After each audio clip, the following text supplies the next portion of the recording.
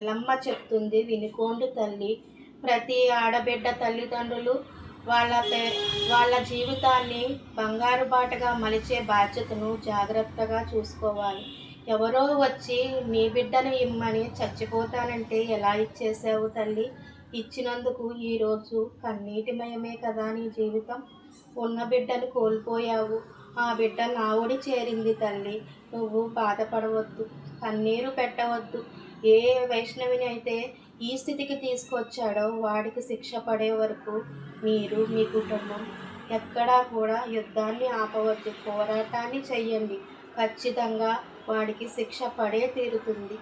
కానీ నేను ప్రతి ఆడబిడ్డకి చెప్పవలసింది, చెప్పదలుచుకోవలసింది, అనుకుంటున్నది ఈ ఎల్లమ్మ పలుకుతుంది ఒక్కటే మాట.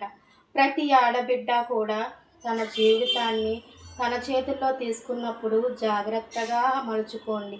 బంగారు బాటలు వేసుకోండి.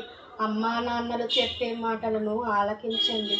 ప్రతి తల్లి కూడా ఒక బిడ్డ జీవితాన్ని బంగారు భవిష్యత్తుగా ఉండాలని కోరుకుంటారు. ఆ విషయాన్ని గ్రహించండి. గ్రహించి అలాగే ఏదైతే వైష్ణవి ఘటన మీకు చూస్తూ ఉన్నారో ఆ ఘటనను చూసి అయినా మీరు ఆడబిడ్డలు మారండి.